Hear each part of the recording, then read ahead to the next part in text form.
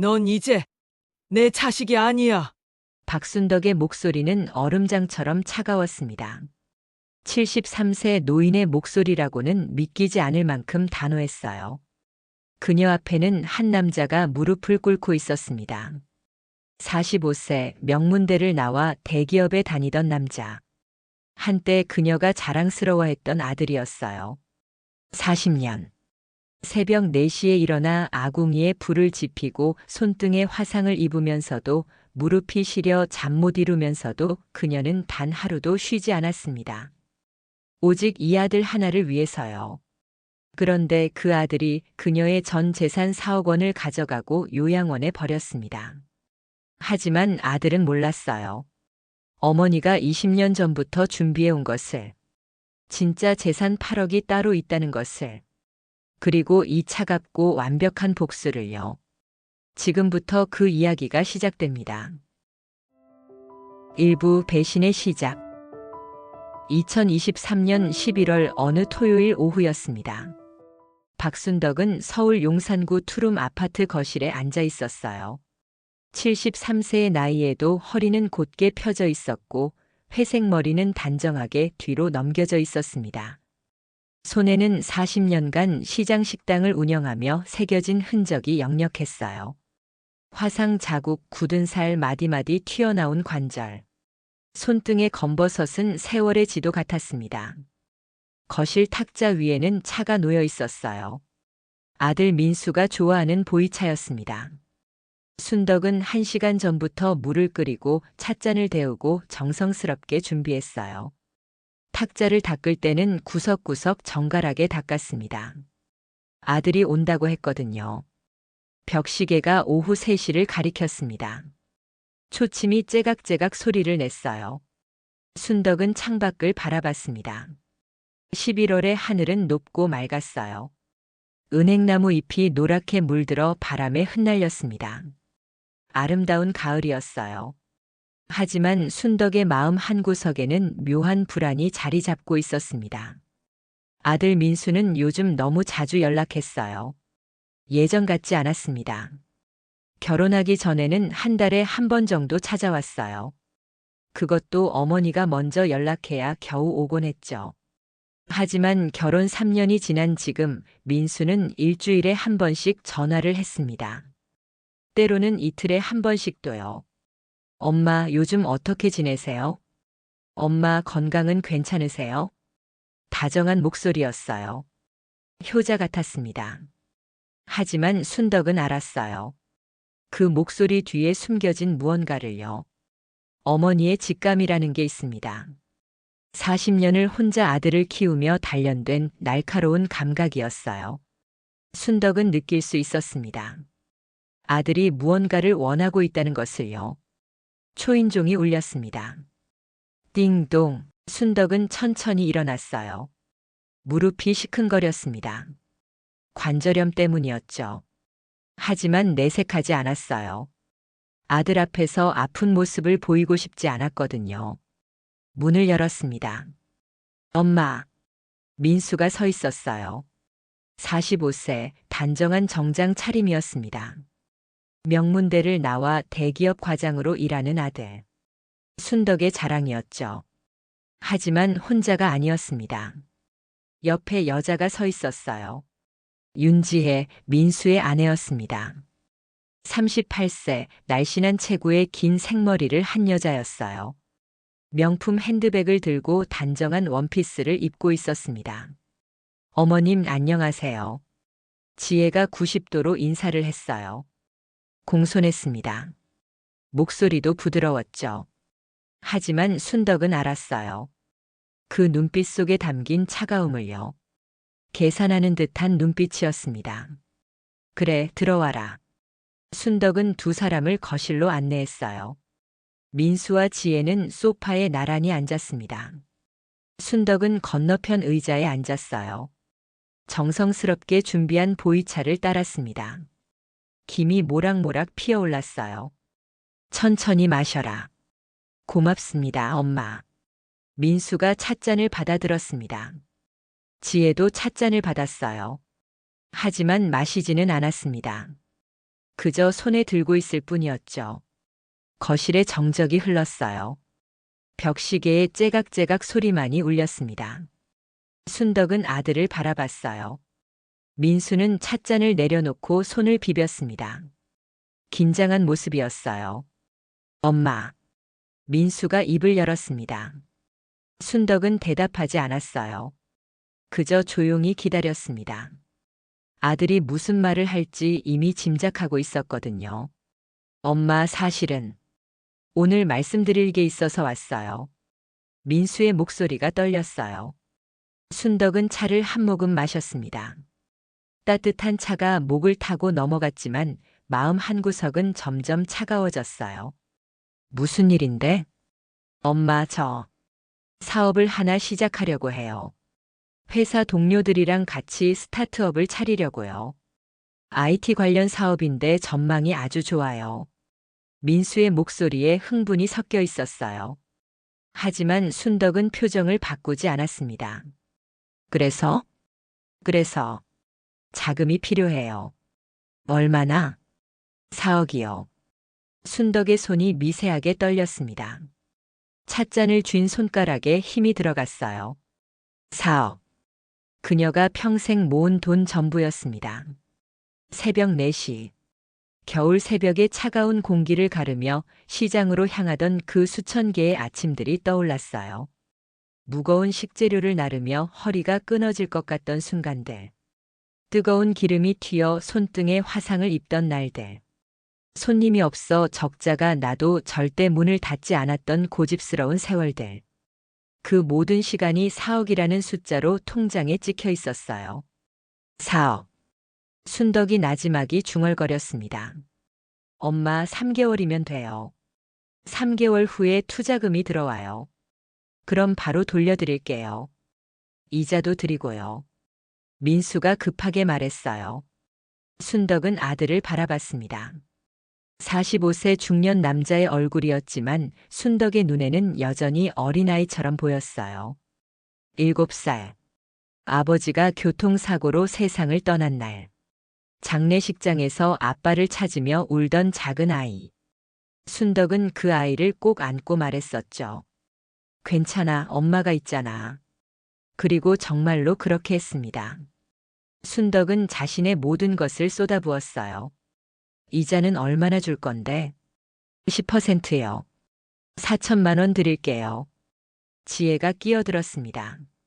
어머님, 이번 사업은 정말 기회예요. 민수 오빠가 성공하면 어머님도 편하게 사실 수 있어요. 요양병원도 좋은데 보내드릴 수 있고 간병인도 모셔드릴 수 있고요. 요양병원. 그 단어가 순덕의 귀에 꽂혔어요. 가슴 한구석이 서늘해졌습니다. 나는 요양병원 갈 생각 없어. 순덕이 단호하게 말했어요. 아니, 그게 아니라. 나중에 혹시 필요하시면요. 지혜가 급하게 말을 바꿨습니다. 하지만 순덕은 이미 들어버렸어요. 며느리의 본심을요. 거실에 다시 침묵이 흘렀습니다. 민수는 어머니와 아내 사이에서 눈치를 보고 있었어요. 순덕은 두 사람을 번갈아 바라봤습니다. 그리고 깨달았어요. 아들은 이미 결정을 내렸구나. 내가 뭐라고 해도 이 돈을 가져갈 생각이구나. 순덕의 가슴속 깊은 곳에서 무언가가 꺾이는 소리가 들렸어요. 하지만 겉으로는 내색하지 않았습니다. 3개월 후에 정말 돌려줄 수 있어? 네, 엄마. 약속할게요. 순덕은 고개를 끄덕였어요. 하지만 마음속으로는 알고 있었습니다. 그 돈은 돌아오지 않을 거라는 것을요. 알았어. 줄게. 엄마. 민수가 벌떡 일어나 어머니에게 다가왔어요. 순덕의 손을 꼭 잡았습니다. 고맙습니다, 엄마. 꼭 성공해서 보답할게요. 민수의 손은 따뜻했어요. 순덕은 아들의 손을 바라봤습니다. 한때는 작고 포동포동했던 그 손. 이제는 커지고 거칠어진 손이었어요. 그래, 잘 되길 바란다. 그날 저녁 순덕은 혼자 남았습니다. 아들 부부는 서류를 챙겨가겠다며 금방 돌아왔어요. 통장, 도장, 신분증. 순덕은 모든 것을 건넸습니다. 엄마, 내일 바로 입금할게요. 그래. 민수와 지혜가 떠난 후 순덕은 거실 소파에 앉아 있었어요. 텅 빈 거실이었습니다. 찻잔은 그대로 탁자 위에 놓여 있었고 차는 이미 식어 있었어요. 순덕은 창밖을 바라봤습니다. 저녁 노을이 지고 있었어요. 하늘은 붉게 물들어 있었고 건물 사이로 해가 지고 있었습니다. 아름다운 풍경이었지만 순덕의 눈에는 아무것도 들어오지 않았어요. 손이 떨렸습니다. 가슴이 답답했어요. 숨을 쉬기가 힘들었습니다. 40년. 평생을 모은 돈. 그 돈을 아들에게 주었어요. 하지만 이상하게도 기쁘지가 않았습니다. 오히려 공허했어요. 내가 뭘 잘못한 걸까? 순덕은 자신에게 물었어요. 대답은 없었습니다. 순덕은 천천히 일어났어요. 무릎이 욱신거렸지만 참았습니다. 침실로 향했어요. 침대 밑에는 오래된 나무 상자가 있었습니다. 순덕은 그 상자를 꺼냈어요. 먼지가 수북이 쌓여 있었습니다. 20년 동안 한 번도 열어보지 않은 상자였어요. 순덕은 천천히 뚜껑을 열었습니다. 안에는 서류들이 가지런히 정리되어 있었어요. 토지 등기부등본, 비밀 계좌 통장, 그리고 낡은 수첩 한 권. 순덕은 수첩을 꺼내 펼쳤습니다. 첫 페이지에는 이렇게 적혀 있었어요. 만약의 경우를 대비하여. 순덕의 입가에 쓸쓸한 미소가 번졌어요. 그래. 이제 쓸 때가 온 거구나. 2부 변해가는 아들. 3개월이 지났습니다. 2024년 2월 겨울의 끝자락이었어요. 눈이 내리고 있었습니다. 하얗고 고요한 눈발이 창밖으로 소복이 쌓여가고 있었어요.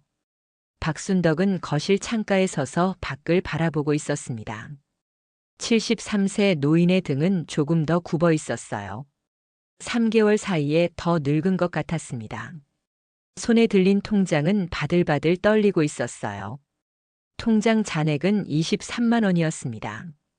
4억이 빠져나간 후 순덕은 연금 80만 원으로 살아가고 있었어요. 관리비, 공과금, 식비를 빼면 거의 남지 않았습니다. 순덕은 모든 지출을 줄였어요. 고기는 끊었고 과일도 사지 않았습니다. 동네 슈퍼에서 할인하는 채소를 사서 죽을 끓여 먹었어요. 무릎이 아파도 병원에 가지 않았습니다. 진통제를 사 먹을 돈조차 아까웠거든요. 밤마다 통증 때문에 잠을 설쳤어요. 뒤척이다 겨우 잠들면 새벽 3시였고 또다시 무릎 통증에 깨어났습니다. 그래도 괜찮았어요. 3개월만 버티면 되니까요. 아들이 약속했잖아요. 순덕은 달력을 봤습니다. 11월 5일에 돈을 줬으니 2월 5일이면 3개월이었어요. 오늘이 바로 그날이었습니다. 순덕은 떨리는 손으로 휴대전화를 들었어요. 심장이 두근거렸습니다. 가슴속 깊은 곳에서 불안이 울컥 치밀어 올랐지만 애써 침착함을 유지했어요. 민수에게 전화를 걸었습니다. 신호음이 울렸어요. 1번, 2번, 3번. 순덕은 전화기를 꽉 쥐었습니다. 손바닥에 땀이 배어 나왔어요. 6번째 신호음이 울렸을 때 전화가 끊겼습니다. 순덕의 심장이 쿵 내려앉았어요. 명치 끝에서부터 차가운 무언가가 퍼져나갔습니다. 아니야, 바쁜 거야. 순덕은 자신을 다독였어요. 다시 걸었습니다. 손이 더 심하게 떨렸어요. 이번에도 6번 신호음이 울린 후 끊겼습니다. 왜 안 받는 거야? 순덕의 목소리가 떨렸어요. 혼잣말이었지만 거실에 메아리 쳤습니다. 텅 빈 집이 더욱 적막하게 느껴졌어요. 문자를 보냈습니다. 손가락이 떨려서 글자를 잘못 누르기를 몇 번. 지우고 다시 쓰고를 반복했어요. 민수야, 엄마야. 오늘이 3개월째 되는 날이잖아. 연락 좀 해줘. 메시지를 보내고 나서 순덕은 휴대전화를 꼭 쥐고 소파에 앉았습니다. 1분이 지났어요. 5분이 지났습니다. 10분이 지났어요. 화면을 몇 번이고 확인했지만 답장은 오지 않았습니다. 순덕은 가슴을 쓸어내렸어요. 숨이 막혔습니다. 심장이 불규칙하게 뛰었어요. 두근두근 쿵쿵 또 두근두근. 혈압이 오르는 게 느껴졌습니다. 관자놀이가 욱신거렸어요. 괜찮아. 바쁜 거겠지. 회사에서 일하고 있을 거야. 순덕은 스스로를 달랬습니다. 하지만 마음 한구석의 불안은 점점 커져만 갔어요. 마치 어둠 속에서 커다란 그림자가 다가오는 것 같았습니다. 저녁 7시가 되었습니다. 밖은 이미 깜깜했어요. 아직도 연락이 없었습니다. 순덕은 다시 전화를 걸었어요. 손이 너무 떨려서 전화기를 떨어뜨릴 뻔했습니다. 이번에는 한 번 신호음이 울리더니 바로 끊겼어요. 전원이 꺼진 게 아니었습니다. 통화 거부였어요. 순덕의 손에서 힘이 빠졌습니다. 휴대전화가 무릎 위로 떨어졌어요. 온몸에서 열기가 빠져나가는 것 같았습니다. 손끝이 차갑게 식어갔어요. 발끝도 감각이 없어졌습니다. 왜 전화를 끊어? 순덕의 입술이 파르르 떨렸어요. 목구멍이 타는 것 같았습니다. 마른 침을 삼켰지만 넘어가지 않았어요. 눈시울이 뜨거워졌습니다. 하지만 울지 않았어요. 아직은 참을 수 있었습니다. 이를 악물고 눈물을 삼켰어요. 주먹을 불끈 쥐었습니다. 손톱이 손바닥을 파고들었어요. 일주일이 지났습니다. 민수는 여전히 전화를 받지 않았어요. 문자 답장도 없었습니다. 순덕은 매일 10통씩 전화를 걸었지만 모두 통화 거부였어요. 순덕의 얼굴은 점점 수척해졌습니다. 광대뼈가 도드라지고 볼이 푹 꺼졌어요. 밥맛이 없었습니다. 죽을 끓여놓고도 한 숟가락 뜨기가 힘들었어요. 입에 넣으면 모래를 씹는 것 같았습니다. 목구멍으로 넘어가지 않았어요. 밤에는 잠을 이룰 수 없었습니다. 눈을 감으면 온갖 생각이 머릿속을 휘저었어요. 아들한테 무슨 일이 생긴 걸까? 사고라도 난 걸까? 순덕은 어둠 속에서 천장을 바라봤어요. 형광등의 잔상이 눈에 어른거렸습니다.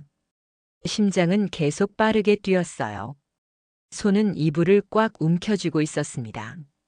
아니면 사업이 망한 걸까? 돈을 다 잃은 걸까? 불안과 걱정이 파도처럼 밀려왔어요. 숨이 막혔습니다. 순덕은 벌떡 일어나 물을 마셨어요. 손이 떨려서 물컵을 제대로 잡을 수 없었습니다. 물이 흘러 옷을 적셨어요. 2월 13일 화요일 오후였습니다.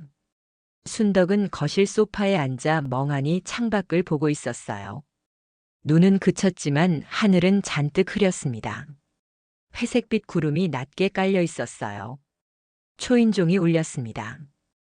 띵동. 순덕은 벌떡 일어났어요. 심장이 미친 듯이 뛰었습니다. 두근 두근 두근 가슴이 터질 것 같았어요. 민수일까요? 드디어 온 걸까요? 순덕은 급하게 현관으로 달려갔습니다. 무릎이 아팠지만 신경 쓰지 않았어요. 손이 떨려서 문고리를 제대로 잡을 수 없었습니다. 두세 번 헛손질한 후 겨우 문을 열었어요. 민수야. 하지만 문 앞에 선 사람은 민수가 아니었습니다. 윤지혜였어요. 며느리 혼자 서 있었습니다. 명품 코트를 입고 선글라스를 쓰고 있었어요. 입가에는 미소가 번져 있었지만 그 미소는 차갑고 날카로웠습니다. 순덕은 온몸에 소름이 돋는 것을 느꼈어요. 어머님 안녕하세요. 지혜가 인사를 했습니다. 하지만 90도로 허리를 숙이지 않았어요. 그저 가볍게 고개만 까딱했습니다. 마치 귀찮은 일을 처리하러 온 것처럼요. 순덕은 한 걸음 물러섰어요. 본능적으로 경계했습니다. 지혜가 초대받지도 않고 집 안으로 들어왔어요. 거실로 들어온 지혜는 소파에 앉았습니다. 다리를 꼬고 편하게 앉았어요. 마치 자기 집인 것처럼요. 순덕은 그 모습을 보며 가슴속에서 무언가가 타오르는 것을 느꼈습니다. 순덕은 건너편 의자에 앉았어요. 손을 무릎 위에 모았습니다. 손이 떨렸어요. 주먹을 불끈 쥐어 떨림을 감췄습니다. 민수가 왜 전화를 안 받아? 3개월이 지났잖아. 순덕이 물었어요. 목소리를 가다듬으려 했지만 떨림이 숨겨지지 않았습니다. 지혜는 핸드백에서 서류를 꺼냈어요. 그리고 그 서류를 탁자 위에 던지듯 놓았습니다. 철싹. 소리가 순덕의 가슴을 찔렀어요. 이거 보세요. 순덕은 서류를 집어들었습니다. 손이 떨려서 글자가 제대로 보이지 않았어요. 눈앞이 흐릿했습니다. 심호흡을 하고 천천히 읽어 내려갔어요. 투자 계약서였습니다. 투자 기간 1년. 순덕의 눈이 그 한 문장에 멈췄어요. 숨이 멎는 것 같았습니다. 이게 무슨... 어머님, 오빠가 그러셨잖아요. 3개월 후에 투자금이 들어온다고요. 그게 첫 번째 투자금이에요. 하지만 사업을 제대로 하려면 1년은 걸려요. 지혜의 목소리는 차분했어요. 하지만 그 속에는 냉소가 섞여 있었습니다. 순덕은 그걸 느낄 수 있었어요. 하지만 민수는 3개월 후에 돌려준다고. 그건 오빠가 어머님을 안심시키려고 한 말이에요. 어머님이 걱정하실까 봐요. 순덕의 머릿속이 하얘졌어요.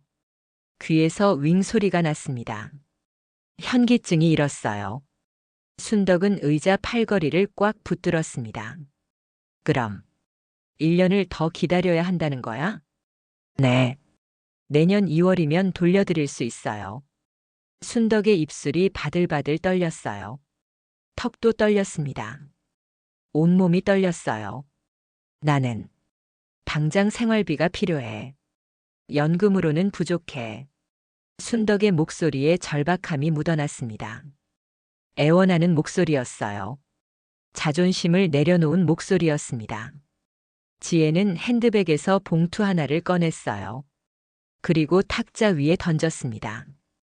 봉투가 테이블을 타고 미끄러져 순덕 앞에 멈췄어요. 여기 100만 원 있어요. 당분간 이걸로 쓰세요. 100만 원. 4억을 줬는데 돌아온 건 100만 원이었어요. 순덕은 봉투를 바라봤습니다. 시야가 흐려졌어요. 눈물이 차올랐지만 흘리지 않았습니다. 이를 악물고 참았어요. 입안에서 철맛이 났습니다. 혀를 깨문 것 같았어요. 민수를 좀 보자. 민수랑 직접 얘기하고 싶어. 순덕의 목소리는 간신히 나왔어요. 오빠는 바빠요. 사업 때문에 정신이 없어요. 어머님도 이해해 주세요. 그래도 어머님. 지혜가 순덕의 말을 끊었어요. 목소리가 차가워졌습니다. 어머님, 오빠가 성공하려면 집중해야 해요. 어머님이 계속 전화하시면 오빠가 산만해져요. 그러니까 좀 참아주세요. 지혜의 눈빛이 변했어요.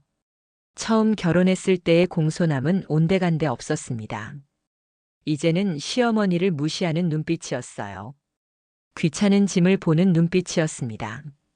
순덕은 며느리를 똑바로 쳐다봤어요. 지혜의 눈 속에 담긴 경멸이 보였습니다. 이 늙은이가 뭘 안다고. 지혜의 눈이 그렇게 말하고 있었어요. 순덕의 가슴 속에서 무언가가 끓어오르기 시작했습니다. 명치 끝에서부터 뜨거운 것이 울컥 치밀어 올랐어요. 목구멍을 막았습니다. 분노였어요. 40년 인생에서 느껴보지 못한 뜨거운 분노였습니다. 하지만 순덕은 참았어요. 주먹을 꽉 쥐었습니다. 손톱이 손바닥을 파고들었어요. 피가 날 것 같았습니다. 알았어. 1년 후에는 꼭 돌려받을 수 있는 거지. 물론이죠. 약속드려요. 지혜가 일어났습니다. 가방을 챙기며 선글라스를 다시 썼어요. 그럼 저는 이만 가볼게요. 어머님 건강 챙기세요. 건성으로 하는 말이었어요. 진심은 없었습니다. 지혜는 그렇게 말하고는 현관으로 향했습니다. 순덕은 따라 나가지 않았어요. 그저 소파에 앉아 있었습니다. 온몸에 힘이 빠져 움직일 수 없었어요. 문이 닫혔습니다. 쾅! 거실이 다시 고요해졌어요. 순덕은 탁자 위에 봉투를 바라봤습니다. 100만 원. 그리고 투자 계약서. 1년이라는 글자가 눈에 박혔어요. 손이 떨렸습니다. 온몸이 떨렸어요. 가슴 속에서 뜨거운 것이 치밀어 올랐습니다. 명치 끝에서부터 타오르는 분노가 목구멍까지 차올랐어요. 이 자식들이. 순덕의 입에서 욕설이 튀어나왔어요. 73년 인생에서 누군가를 향해 욕을 한 적은 거의 없었습니다. 하지만 지금은 참을 수 없었어요. 순덕은 벌떡 일어났습니다. 거실을 왔다 갔다 했어요. 주먹을 불끈 쥐었다 폈다를 반복했습니다. 심장이 미친 듯이 뛰었어요. 가슴이 터질 것 같았습니다. 혈압이 오르는 게 느껴졌어요. 관자놀이가 욱신욱신 아팠습니다. 40년. 40년을 내가. 순덕의 목소리가 떨렸어요. 눈물이 흘러내렸습니다. 더 이상 참을 수 없었어요. 순덕은 침실로 비틀거리며 들어갔습니다. 침대에 쓰러지듯 앉았어요. 그리고 베개를 얼굴에 묻고 소리내어 울었습니다. 으악! 통곡이었어요. 40년 동안 참아왔던 모든 고통, 모든 서러움, 모든 외로움이 한꺼번에 터져나왔습니다. 새벽 4시에 차가운 시장 바닥. 무거운 식재료를 나르며 휘청거리던 허리. 뜨거운 기름에 손이 데어도 아픔을 참아야 했던 순간들. 아들 학비를 마련하려고 밤늦게까지 일했던 수천 개의 밤들. 그 모든 것이 이렇게 끝나는 건가요? 순덕은 한참을 울었습니다. 목이 쉴 때까지, 눈물이 마를 때까지, 더 이상 울음이 나오지 않을 때까지 울었어요. 그리고 문득 멈췄습니다. 순덕은 천천히 고개를 들었어요. 눈은 충혈되어 있었고 얼굴은 눈물로 범벅이었습니다. 하지만 눈빛은 달라져 있었어요. 슬픔이 아니었습니다. 분노도 아니었어요. 차갑고 날카로운 결심이었습니다. 순덕은 침대에서 일어났습니다. 거울을 봤어요. 거울 속의 순덕은 늙고 지쳐 보였습니다. 하지만 눈빛만큼은 살아있었어요. 순덕은 휴지로 눈물을 닦았습니다. 얼굴을 찬물로 씻었어요. 그리고 침대 밑을 열었습니다. 20년 전부터 준비해온 나무 상자가 거기 있었어요. 순덕은 상자를 꺼냈습니다. 뚜껑을 열었어요. 토지 등기부등본, 비밀계좌 통장, 그리고 낡은 수첩. 순덕은 수첩을 펼쳤습니다. 그 안에는 20년 동안 모아온 기록들이 빼곡히 적혀 있었어요. 며느리 윤지혜에 대한 기록이었습니다. 민수가 지혜를 처음 데려온 날. 지혜의 눈빛에서 읽어낸 욕심. 결혼 후 조금씩 드러나기 시작한 본성. 모든 것이 기록되어 있었어요. 순덕은 수첩을 덮었어요. 그리고 다시 상자에 넣었습니다. 거울을 다시 봤습니다. 이번에는 다른 사람이 보였어요. 늙고 약한 노인이 아니었습니다. 싸울 준비가 된 여전사였어요. 이제 시작이다. 순덕이 중얼거렸습니다. 목소리는 낮고 차가웠어요. 복수의 시작이었습니다. 3부 요양원의 그림자. 2024년 4월 초였습니다. 6개월이 지났어요.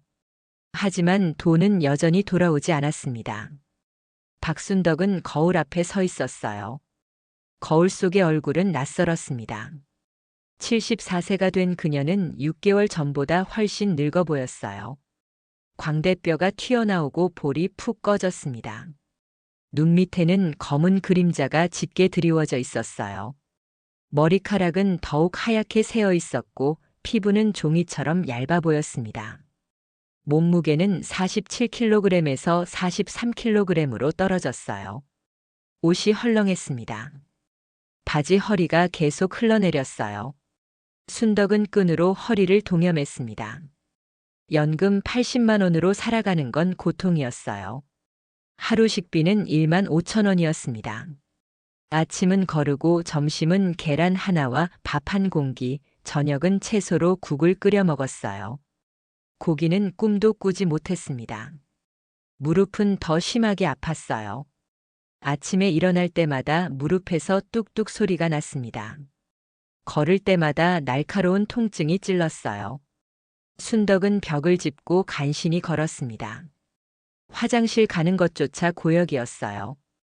병원은 갈 수 없었습니다. 진료비가 아까웠거든요. 순덕은 약국에서 가장 싼 진통제를 샀어요. 하루에 3알씩 먹었습니다. 위가 쓰렸지만 참았어요. 밤마다 배가 고팠습니다. 잠을 이룰 수 없었어요. 배에서 꼬르륵 소리가 났습니다. 순덕은 물을 마셔서 배를 채웠어요. 하지만 물로는 배고픔이 가시지 않았습니다. 친구들과의 연락도 끊어졌어요. 만나려면 밥을 사 먹거나 차를 마셔야 하는데 그럴 돈이 없었거든요. 친구들이 전화를 해도 받지 않았습니다. 창피했어요. 이 꼴을 보이고 싶지 않았습니다. 순덕은 점점 세상과 단절되어 갔어요. 4월 15일 화요일 아침이었습니다. 순덕은 화장실에 가려다가 쓰러졌어요. 일어서는 순간 눈앞이 깜깜해졌습니다. 귀에서 윙 소리가 났어요. 다리에 힘이 풀렸습니다. 그대로 바닥에 무너졌어요. 쿵. 머리가 복도 벽에 부딪혔습니다. 따끔했어요. 손으로 머리를 짚었습니다. 손에 피가 묻어났어요. 하지만 많지는 않았습니다. 순덕은 바닥에 누워 천장을 바라봤어요. 형광등이 희미하게 보였습니다. 시야가 흐릿했어요. 숨을 쉬기가 힘들었습니다. 가슴이 답답했어요. 이러다 죽겠구나. 순덕은 담담하게 생각했습니다. 두렵지 않았어요. 오히려 편안했습니다. 이렇게 죽으면 모든 게 끝나니까요. 더 이상 배고프지 않아도 되니까요. 더 이상 아프지 않아도 되니까요. 하지만 문득 떠올랐습니다. 며느리 윤지혜의 얼굴이요. 그 차가운 눈빛, 그 경멸하는 미소, 그 늙은이는 아무것도 몰라. 지혜의 목소리가 귓가에 맴돌았어요. 분노가 치밀었습니다. 가슴속 깊은 곳에서 뜨거운 것이 끓어올랐어요. 안 돼. 아직 죽을 수 없어. 이렇게 죽으면 안 돼. 순덕은 이를 악물었습니다. 온 힘을 다해 바닥에 손을 짚었어요. 팔이 떨렸습니다. 힘이 들어가지 않았어요. 하지만 포기하지 않았습니다. 신음이 새어나왔어요. 순덕은 벽을 짚고 천천히 몸을 일으켰습니다.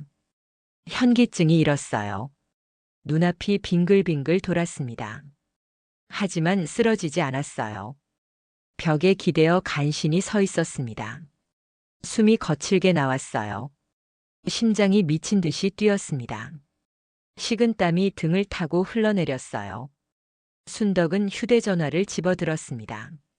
손이 너무 떨려서 화면을 제대로 누를 수 없었어요. 몇 번 시도한 끝에 119를 눌렀습니다.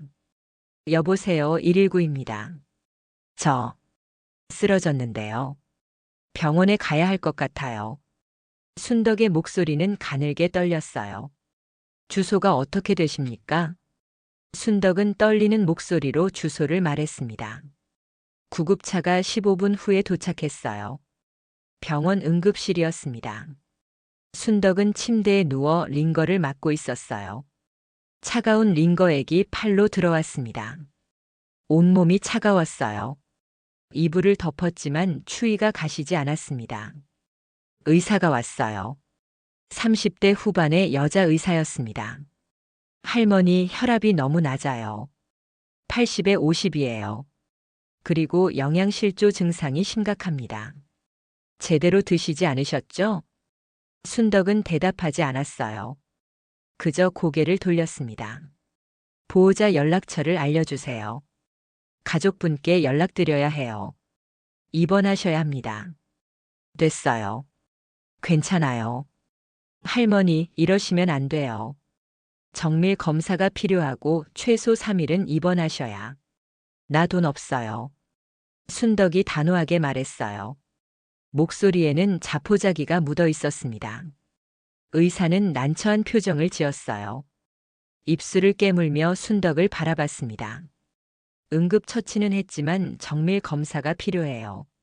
그리고 영양 상태가 너무 안 좋으세요. 입원비와 검사비 합쳐서 100만 원 정도 예상됩니다. 100만 원. 순덕의 통장에는 18만 원밖에 없었어요. 지난달 며느리가 준 100만 원은 관리비와 공과금을 내느라 이미 다 써버렸습니다. 안 할래요. 나 집에 갈래요. 할머니. 링거 다 맞으면 가게 해줘요. 제발. 순덕의 목소리에는 절박함이 묻어났습니다. 눈에서는 눈물이 흘러내렸어요. 의사는 한숨을 쉬었습니다. 그럼. 링거 맞고 나서 가시되 꼭 가족분께 연락하세요. 이러다 큰일 나요. 의사가 나갔습니다. 순덕은 링거줄을 바라봤어요. 투명한 액체가 줄을 타고 팔로 들어갔습니다. 차가웠어요. 하지만 그 차가움조차 고마웠습니다. 적어도 뭔가가 몸속으로 들어가고 있었으니까요. 순덕은 휴대전화를 꺼냈습니다. 손이 떨렸어요. 민수에게 전화를 걸었습니다. 역시나 통화 거부였습니다. 문자를 보냈어요. 민수야, 엄마가 병원에 있어. 응급실이야. 제발 연락 좀 해줘. 메시지를 보내고 기다렸습니다. 5분, 10분, 30분. 답장은 오지 않았어요. 순덕의 눈에서 눈물이 흘러내렸습니다. 소리 없이 조용히 흘러내렸어요. 하얀 베개가 눈물에 젖어갔습니다. 나는 정말 버려진 거구나. 링거를 다 맞고 집으로 돌아온 건 저녁 6시였어요. 집은 여전히 춥고 어두웠습니다. 순덕은 불도 켜지 않고 소파에 쓰러졌어요. 온몸에 힘이 없었습니다. 움직일 수가 없었어요. 배가 고팠습니다. 하지만 일어나서 밥을 할 기력이 없었어요. 그냥 누워 있었습니다. 휴대전화가 울렸어요. 순덕은 화들짝 놀라 휴대전화를 집어들었습니다. 심장이 빠르게 뛰었어요. 민수일까요? 문자였어요. 민수에게서 온 문자였습니다. 순덕의 손이 떨렸어요. 입술을 깨물며 문자를 열었습니다. 엄마, 저 지금 바빠요. 병원비 필요하면 나중에 드릴게요. 건강 잘 챙기세요. 그게 전부였습니다. 순덕은 휴대전화를 바라봤어요. 문자를 몇 번이고 다시 읽었습니다. 하지만 내용은 변하지 않았어요. 나중에 드릴게요. 언제가 나중인가요? 건강 잘 챙기세요. 어떻게 챙기라는 건가요? 돈도 없는데요. 순덕의 가슴 속에서 무언가가 무너져 내렸습니다. 마지막 희망이었어요. 아들에 대한 마지막 기대가 완전히 부서져 버렸습니다. 순덕은 휴대전화를 바닥에 던졌어요. 딱! 소리가 났습니다. 화면이 깨졌어요. 하지만 신경 쓰지 않았습니다. 순덕은 무릎을 안고 몸을 웅크렸습니다. 작아졌어요. 작고 쪼그라든 노인이 되었습니다. 울지 않았어요. 더 이상 눈물도 나오지 않았습니다. 그저 어둠 속에서 조용히 앉아 있을 뿐이었어요. 4월 20일 토요일 오후였습니다. 초인종이 울렸어요. 순덕은 소파에 누워 있었습니다. 요즘은 거의 누워서 보냈어요. 일어설 기력이 없었거든요. 초인종이 계속 울렸습니다. 순덕은 천천히 몸을 일으켰어요. 현기증이 일었습니다. 벽을 짚고 비틀거리며 현관으로 갔어요. 문을 열었습니다. 민수와 지혜가 서 있었습니다. 아들을 보는 건 6개월 만이었어요. 민수는 살이 쪘습니다. 얼굴에는 윤기가 흘렀어요. 좋은 양복을 입고 있었고 값비싼 시계를 차고 있었습니다. 지혜는 더욱 화려해져 있었어요. 명품 드레스에 명품 가방, 목에는 진주 목걸이를 하고 있었습니다. 순덕은 두 사람을 바라봤어요. 말문이 막혔습니다. 그들은 빛나고 있었어요. 순덕은 초라하고 낡았습니다. 대비가 선명했어요. 엄마 안녕하세요. 민수가 어색하게 웃으며 인사했어요. 순덕은 대답하지 않았습니다. 그저 문을 열어주고 안으로 들어갔어요. 민수와 지혜가 거실로 들어왔습니다. 두 사람은 집 안을 둘러봤어요. 곰팡이 핀 벽, 낡은 가구, 쌓인 먼지. 지혜가 미간을 찌푸렸습니다. 코를 막는 신용까지 했어요. 어머님, 여기 너무 지저분한 거 아니에요? 청소도 안 하시고. 순덕은 대답하지 않고 소파에 앉았어요. 다리에 힘이 없었습니다. 주저앉듯 앉았어요. 민수와 지혜도 건너편에 앉았습니다. 침묵이 흘렀어요. 무겁고 답답한 침묵이었습니다. 민수가 먼저 입을 열었어요. 엄마, 요즘 많이 안 좋으신가 봐요. 병원 다녀오셨다면서요? 내가 어떻게 알아? 순덕의 목소리는 쉬어 있었어요. 문자 받았잖아요. 그런데 왜 답장도 안 하고 전화도 안 받았어? 순덕의 목소리에 날이 섰습니다. 바빴어요, 엄마. 사업 때문에 정신이 없었어요. 사업은 잘 되고 있어? 네, 잘 되고 있어요. 그럼 돈은 언제 돌려줄 건데? 벌써 6개월이 지났어. 순덕이 단도직입적으로 물었습니다. 민수는 입술을 깨물었어요. 지혜를 쳐다봤습니다. 지혜가 나섰어요. 가방에서 서류를 꺼냈습니다. 어머님, 그게요. 사업은 잘 되고 있는데 아직 수익이 나오려면 시간이 좀 더 필요해요. 얼마나 더? 6개월 정도요. 또 6개월이었어요. 처음에는 3개월, 그 다음에는 1년, 이제는 또 6개월. 순덕은 웃음이 나왔습니다. 비웃음이었어요. 힘없는 웃음소리가 거실에 울렸습니다. 엄마. 민수가 당황한 표정으로 어머니를 봤어요. 처음에는 3개월이라고 했어. 그 다음에는 1년이라고 했고, 이제는 또 6개월이라고. 그럼 총 1년 9개월을 기다리라는 거야? 엄마, 사업이 원래 그래요. 시간이 걸려요. 나는 당장 돈이 필요해. 순덕의 목소리가 떨렸어요. 절박함이 묻어났습니다. 병원도 가야 하고 밥도 먹어야 하고 살아야 한다고. 내가 준 100만 원은 이미 다 썼어. 나 지금 굶고 있어. 병 들어가고 있어. 순덕의 목소리가 커졌어요. 소리를 지르다시피 했습니다. 목이 쉬었어요. 지혜가 한숨을 쉬었습니다. 짜증 섞인 한숨이었어요. 어머님, 그래서 오늘 온 거예요. 어머님 혼자 사시기 힘드시잖아요. 그래서 좋은 곳을 알아봤어요. 좋은 곳? 네. 요양원이요. 순덕의 심장이 멈추는 것 같았어요. 요양원. 3년 전 지혜가 처음 그 말을 꺼냈을 때부터 순덕은 알고 있었습니다.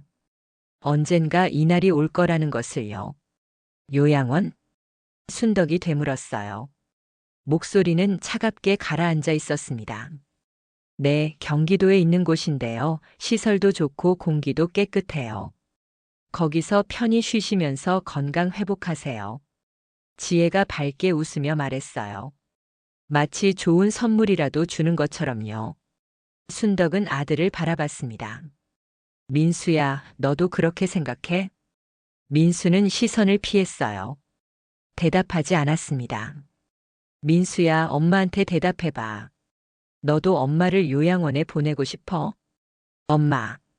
엄마를 위한 거예요. 여기서 혼자 계시면 위험해요.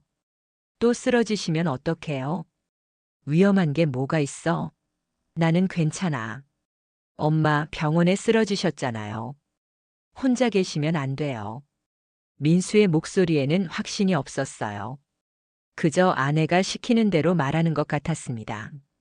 순덕은 며느리를 똑바로 쳐다봤어요. 요양원 비용은 얼마야?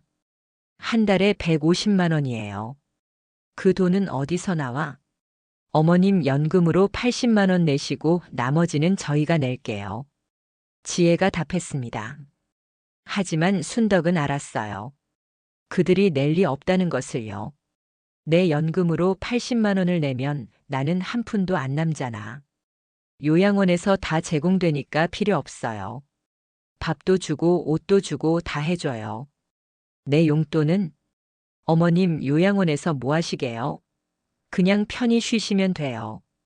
지혜의 말투가 점점 무례해졌어요. 순덕은 이를 악물었습니다. 싫어. 네. 나는 요양원 안 가. 여기서 살 거야. 순덕이 단호하게 말했어요. 지혜의 얼굴이 굳어졌습니다. 민수는 당황한 표정이었어요. 엄마, 그러지 마세요. 요양원이 좋아요. 거기 가시면. 싫다니까. 순덕이 소리쳤습니다. 74년 인생에서 아들에게 소리를 지른 건 처음이었어요. 민수는 놀라서 뒤로 물러섰습니다. 지혜는 차갑게 웃었어요. 어머님, 그렇게 나오시면 곤란한데요. 지혜가 가방에서 서류를 꺼냈습니다. 그리고 탁자 위에 놓았어요. 이거 사인만 하시면 돼요. 요양원 입소 동의서예요.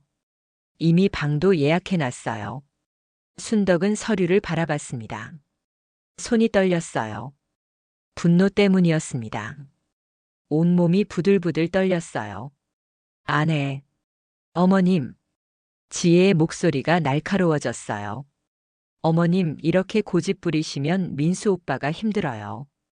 오빠는 사업하느라 바쁜데 어머님 걱정까지 해야 해요. 좀 협조해 주세요. 협조.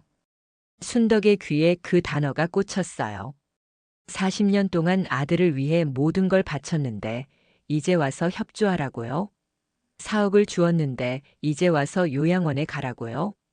순덕은 천천히 일어났습니다. 온몸이 떨렸어요. 하지만 허리를 곧게 폈습니다. 두 사람을 내려다봤어요. 나가. 네. 나가라고 했어. 너희 둘 다 나가. 순덕의 목소리는 차갑고 단호했습니다. 민수가 일어났어요. 엄마. 민수야, 너도 나가. 내 얼굴 보기 싫어. 엄마, 왜 이러세요? 우리가 엄마 위해서. 위해서? 너희가 나를 위한 적이 있었어? 순덕이 소리쳤습니다. 목소리가 갈라졌어요. 눈에서 눈물이 흘러내렸습니다. 너희는 내 돈만 가져갔어. 4억을 가져가고 나를 이렇게 만들어 놓고 이제 요양원에 쳐넣으려고 하잖아. 엄마, 그게 아니라. 나가. 당장 나가. 순덕이 문을 가리켰어요. 손이 떨렸습니다. 지혜가 일어나 가방을 챙겼어요. 차갑게 웃으며 말했습니다. 좋아요. 오늘은 이만 가죠.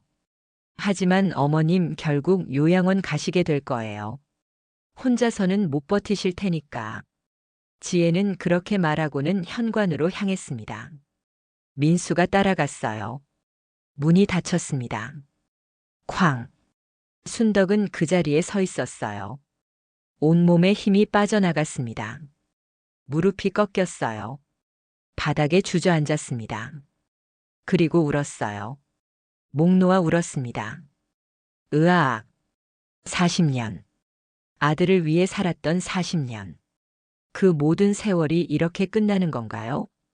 순덕은 한참을 울었습니다. 하지만 이번에는 달랐어요. 눈물이 멈췄을 때 순덕의 눈빛은 변해 있었습니다. 슬픔이 아니었어요. 절망도 아니었습니다. 차갑고 날카로운 결심이었습니다. 순덕은 바닥에서 일어났어요. 비틀거리며 침실로 갔습니다.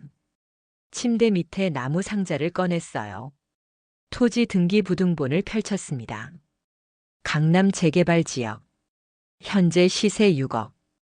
비밀 계좌 통장을 확인했어요. 잔액 3억 2천만 원. 총 9억이 넘는 재산이었습니다. 순덕은 수첩을 펼쳤어요. 그리고 펜을 들었습니다. 2024년 4월 20일. 아들 부부가 나를 요양원에 보내려 함. 거부했더니 협박. 이제 본격적으로 시작한다. 순덕은 수첩을 덮었습니다. 그리고 휴대전화를 집어들었어요. 화면은 깨져 있었지만 작동했습니다. 인터넷을 검색했어요. 서울 변호사 상담. 화면에 여러 법률 사무소가 떴습니다. 순덕은 그중 하나를 선택했어요. 전화번호를 눌렀습니다.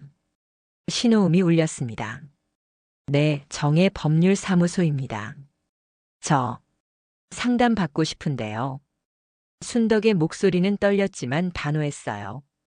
어떤 문제이신가요? 자식이 제 재산을 가져갔어요.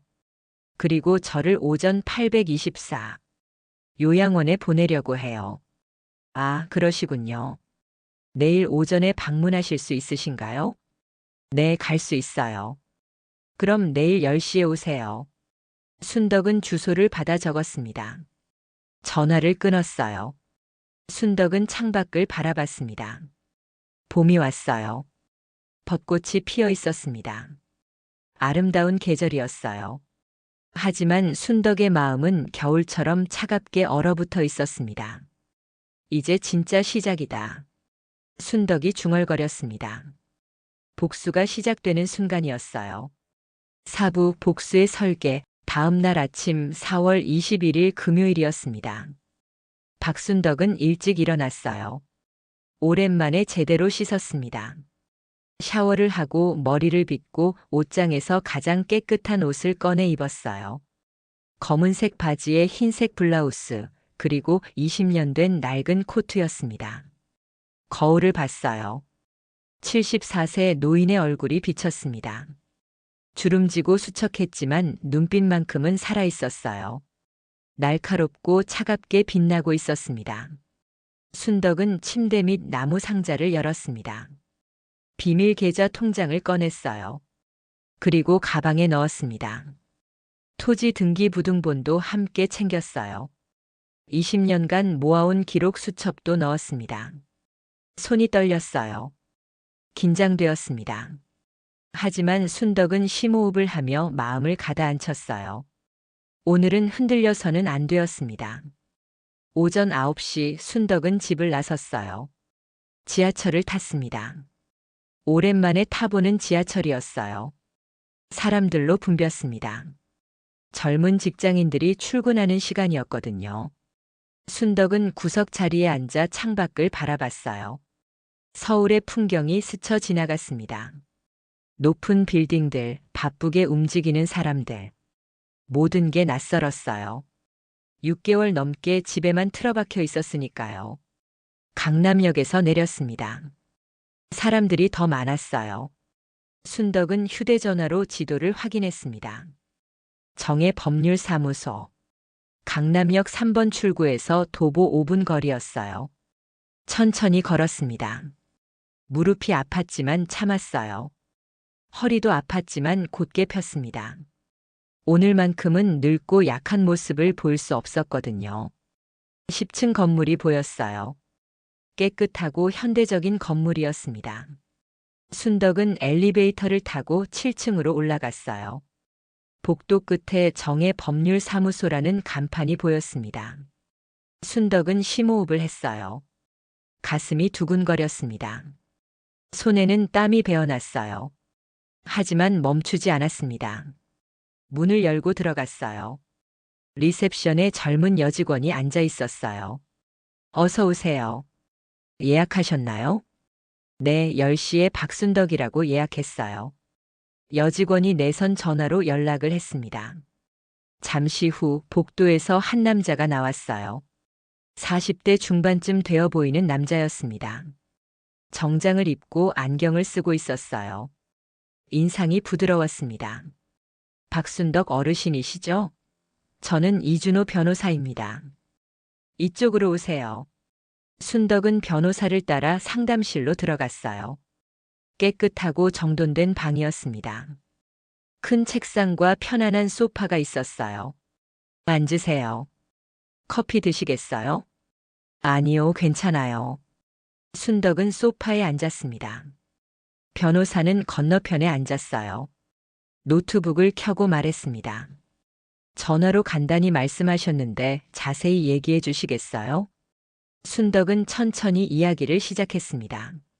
남편이 일찍 세상을 떠난 것, 혼자 아들을 키운 것, 40년간 식당을 운영하며 돈을 모은 것, 아들이 4억을 요구한 것, 3개월 후 돌려준다는 약속, 하지만 6개월이 넘도록 돌려받지 못한 것, 요양원에 보내려는 시도. 이야기를 하는 동안 순덕의 목소리는 떨렸어요. 가슴이 아팠습니다. 하지만 참았어요. 눈물을 흘리지 않았습니다. 변호사는 조용히 듣고 있었어요. 때때로 고개를 끄덕이며 메모를 했습니다. 순덕이 이야기를 마치자 변호사가 입을 열었어요. 힘드셨겠어요. 많이 속상하셨을 것 같습니다. 변호사의 목소리는 따뜻했어요. 순덕의 눈시울이 뜨거워졌습니다. 하지만 참았어요. 법적으로 제가 할 수 있는 게 있을까요? 일단 차용증은 쓰셨나요? 아니요. 아들이니까 그냥 믿고 줬어요. 변호사가 난처한 표정을 지었습니다. 그게 문제네요. 차용증이 없으면 법적으로 증명하기가 어려워요. 순덕의 가슴이 철렁 내려앉았어요. 손이 떨렸습니다. 그럼 아무것도 할 수 없나요? 아니요, 방법은 있습니다. 계좌 이체 내역이 있으시죠? 네, 있어요. 순덕은 가방에서 통장을 꺼냈어요. 손이 떨려서 통장을 떨어뜨릴 뻔했습니다. 변호사에게 건넸어요. 변호사는 통장을 확인했습니다. 2023년 11월 6일 4억 원 이체. 받는 사람은 박민수. 아드님이시군요. 네. 이 이체 내역만으로도 증거가 됩니다. 아드님이 어머님께 돈을 받은 건 명백하니까요. 다만 그게 증여인지 차용인지가 관건이에요. 차용이에요. 분명히 3개월 후에 돌려준다고 했어요. 그걸 증명할 수 있는 게 있나요? 녹음이나 문자 같은 거요. 순덕은 고개를 저었어요. 가슴이 답답했습니다. 없어요. 변호사가 잠시 생각에 잠겼습니다. 손가락으로 책상을 톡톡 두드렸어요. 그리고 말했습니다. 일단 내용 증명을 보내는 게 좋겠어요. 4억 원을 빌려줬으니 돌려달라는 내용으로요. 만약 아드님이 답장을 하면 그게 증거가 될 수 있어요. 그 다음에는요? 답장이 없거나 거부하면 소송을 제기할 수 있습니다. 부당이득 반환 청구 소송이에요. 순덕은 고개를 끄덕였어요. 하지만 뭔가 부족하다는 느낌이 들었습니다. 변호사님, 소송만으로는 부족할 것 같아요. 제 며느리가 문제거든요. 그 여자가 제 아들을 부추겼어요. 며느리분이요? 네. 윤지혜라는 여자예요. 처음부터 제 재산을 노렸어요. 그리고 이제는 저를 요양원에 보내려고 하고요. 변호사가 고개를 끄덕였어요. 그렇다면 며느리분에 대한 조사가 필요할 것 같네요. 혹시 재산을 횡령했거나 다른 불법 행위가 있다면 그것도 고소할 수 있거든요. 어떻게 조사하나요? 사설탐정을 고용하는 게 좋습니다. 사설탐정. 순덕은 그 단어를 곱씹었어요. 드라마에서만 보던 일이 현실이 되는 기분이었습니다. 비용이 많이 드나요? 한 달에 300만 원 정도 예상하시면 됩니다. 300만 원. 순덕은 가방 속의 비밀 통장을 생각했어요. 3억 2천만 원. 충분했습니다. 알겠어요. 탐정을 고용하고 싶어요. 제가 아는 분이 있어요.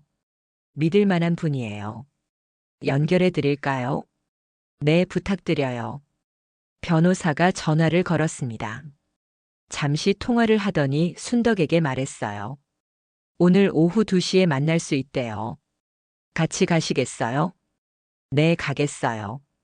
오후 2시 순덕은 변호사와 함께 강남역 근처 조용한 카페에 있었습니다. 사람이 많지 않았어요. 구석 자리에 한 남자가 앉아 있었습니다. 50대 초반쯤 되어 보이는 남자였어요. 까무잡잡한 피부에 단단해 보이는 체격이었습니다. 평범한 검은색 재킷을 입고 있었어요. 김 탐정님 여기 계셨네요. 변호사가 인사를 했어요. 탐정이 일어나 악수를 청했습니다. 오랜만이에요, 이 변호사님. 이분이 의뢰인이신가요? 네, 박순덕 어르신이세요. 순덕은 탐정과 악수를 했어요. 탐정의 손은 거칠었습니다. 굳은 살이 박혀 있었어요. 오랫동안 현장에서 일한 사람의 손이었습니다. 셋은 자리에 앉았어요. 탐정이 노트를 꺼내며 말했습니다. 어떤 조사를 원하시는지 말씀해 주세요. 순덕은 다시 한번 이야기를 했습니다. 며느리 윤지혜에 대한 것, 4억을 가져간 것, 요양원에 보내려는 것, 뭔가 숨기고 있는 것 같다는 직감. 탐정은 조용히 듣고 있었어요. 손으로 턱을 괴며 생각하는 표정이었습니다. 그리고 질문했어요. 며느리분의 일상을 추적하길 원하시는 건가요? 네. 그 여자가 뭘 하는지, 돈을 어디에 쓰는지, 혹시 다른 남자가 있는지, 모든 걸 알고 싶어요. 순덕의 목소리는 단호했습니다. 눈빛은 차갑게 빛났어요. 탐정이 고개를 끄덕였습니다. 알겠습니다. 며느리분의 신상 정보를 주시면 일주일 안에 기초조사를 마칠 수 있어요. 얼마나 걸릴까요? 완전한 조사는 한 달 정도 걸립니다. 더 오래 걸릴 수도 있고요. 비용은 한 달에 300만 원 선불로 받습니다. 순덕은 망설이지 않았어요. 좋아요. 해주세요. 지금 당장 시작하시겠어요? 네. 순덕은 가방에서 메모지를 꺼냈습니다. 그리고 며느리의 정보를 적었어요. 이름, 나이, 주소, 직장. 순덕은 20년 동안 모든 것을 기록해왔거든요. 탐정이 메모지를 받아 확인했어요. 눈썹이 올라갔습니다. 상세하네요. 도움이 많이 될 것 같습니다. 제가 직접 조사한 거예요. 20년 동안요. 탐정이 놀란 표정을 지었습니다. 20년이요? 네. 처음 며느리를 만났을 때부터 뭔가 이상했어요. 그래서 기록을 시작했죠. 순덕은 가방에서 낡은 수첩을 꺼냈어요. 20년간의 기록이 빼곡히 적힌 수첩이었습니다. 탐정이 수첩을 넘겨봤어요. 눈빛이 진지해졌습니다. 한 장 한 장 천천히 읽어내려갔어요. 2003년 5월 15일. 민수가 지혜를 처음 데려옴. 눈빛이 날카로웠음. 내 손을 보며 무언가 계산하는 듯한 표정. 2006년 3월 2일. 결혼식. 지혜가 하객들에게만 웃음. 나와 단둘이 있을 때는 차가웠음. 2010년 9월 8일. 지혜가 명품 가방을 사고 싶다며 민수에게 조름. 민수가 카드를 건냄. 2020년 11월 3일. 지혜가 요양원 이야기를 처음 꺼냄. 나중에 어머님 편하게 모실 수 있는 곳이라며 모든 것이 기록되어 있었어요. 날짜, 시간, 상황, 지혜의 말과 표정까지. 탐정은 수첩을 덮었어요. 순덕을 바라봤습니다. 대단하시네요. 이 정도면 이미 절반은 끝난 거나 마찬가지예요. 그럼 빨리 찾아낼 수 있을까요? 며느리의 약점을요. 노력해 보겠습니다. 20년간의 기록이 있으니 패턴을 찾기 쉬울 겁니다. 탐정은 수첩을 순덕에게 돌려주며 말했어요. 일주일 후에 중간 보고 드리겠습니다. 그때 다시 만나요. 고맙습니다. 순덕은 가방에서 봉투를 꺼냈어요. 오늘 아침 은행에서 찾아온 300만 원이었습니다. 손이 떨렸어요. 큰 돈이었습니다. 하지만 순덕은 망설이지 않고 탐정에게 건넸어요. 탐정이 돈을 받으며 고개를 숙였습니다. 열심히 하겠습니다. 믿고 기다려주세요. 집으로 돌아온 건 저녁 5시였습니다. 순덕은 지쳐 있었어요. 하루 종일 돌아다녔거든요. 하지만 기분은 이상하게 가벼웠습니다. 뭔가를 시작했다는 느낌 때문이었어요. 소파에 앉아 휴대전화를 켰습니다. 문자가 와 있었어요. 민수에게서였습니다. 엄마, 어제는 죄송해요. 엄마 건강 생각해서 한 말이었어요. 화내지 마세요. 순덕은 문자를 읽고 비웃었어요. 차갑게 웃었습니다. 죄송하다고? 이제 와서? 순덕은 답장하지 않았어요. 그냥 휴대전화를 내려놓았습니다. 침실로 갔어요. 침대에 누웠습니다. 천장을 바라봤어요. 머릿속으로 계획을 세웠습니다. 1단계 탐정의 조사 결과를 기다린다. 2단계 며느리의 약점을 찾아낸다. 3단계 아들에게 진실을 알린다. 4단계 법적 조치를 취한다. 5단계 복수를 완성한다. 순덕의 입가에 미소가 번졌어요. 차갑고 날카로운 미소였습니다. 기다려라, 윤지혜. 그리고 박민수. 너희가 날 어떻게 만들었는지 이제 똑같이 돌려줄 거야. 순덕은 눈을 감았습니다. 오랜만에 편안하게 잠들 수 있을 것 같았어요. 복수는 이제 막 시작되었습니다. 일주일이 지났습니다. 4월 28일 순덕은 다시 강남의 그 카페에 있었어요. 김 탐정과의 두 번째 만남이었습니다. 탐정은 이미 와 있었어요. 테이블 위에는 두꺼운 파일이 놓여 있었습니다. 어르신, 여기 앉으세요. 순덕은 자리에 앉았어요. 심장이 빠르게 뛰었습니다. 가슴이 두근거렸어요. 손에는 땀이 배어났습니다. 탐정이 파일을 열었습니다. 일주일 동안 며느리분을 추적했습니다. 그리고 흥미로운 걸 발견했어요. 순덕의 심장이 더 빠르게 뛰었어요.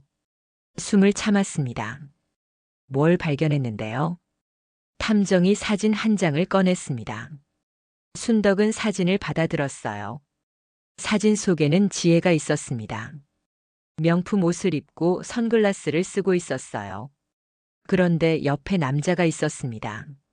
민수가 아니었어요. 낯선 남자였습니다. 30대 후반쯤 되어 보이는 잘생긴 남자였어요. 두 사람은 손을 잡고 걷고 있었습니다.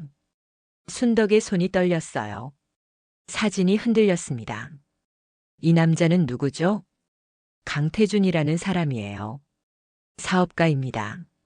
IT 관련 사업을 한다고 하더군요. 순덕의 가슴 속에서 무언가가 타오르기 시작했습니다.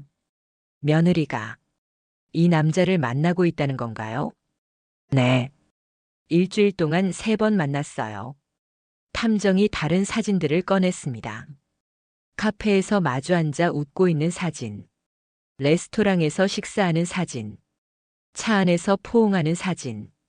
순덕은 사진을 하나하나 봤어요. 손이 떨렸습니다. 온몸이 떨렸어요. 그리고 이게 결정적입니다. 탐정이 호텔 출입 사진을 꺼냈어요. 지혜와 강태준이 호텔 로비로 들어가는 사진이었습니다. 두 사람은 친밀하게 붙어 있었어요. 호텔에 함께 들어갔어요. 3시간 후에 나왔고요.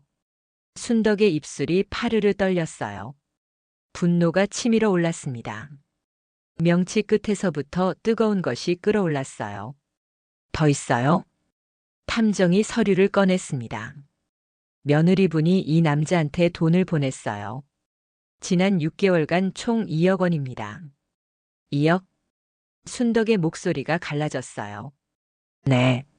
어르신께 받은 4억 중에서 절반을 이 남자한테 보낸 거예요. 순덕은 숨이 막혔습니다. 손으로 가슴을 쓸어내렸어요. 심장이 미친 듯이 뛰었습니다. 그래서였구나. 그래서 돈을 돌려주지 않았던 거였구나. 며느리가 다른 남자에게 쓰고 있었던 거예요. 이 남자와 며느리는 어떤 관계인가요?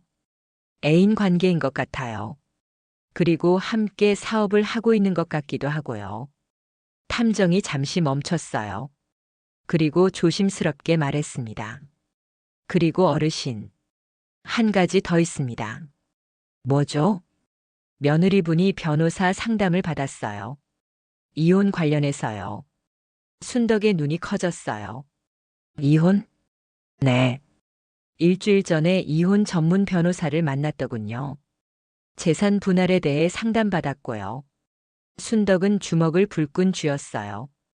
손톱이 손바닥을 파고들었습니다. 피가 날 것 같았어요. 그 여자가 내 아들을 버릴 생각이구나.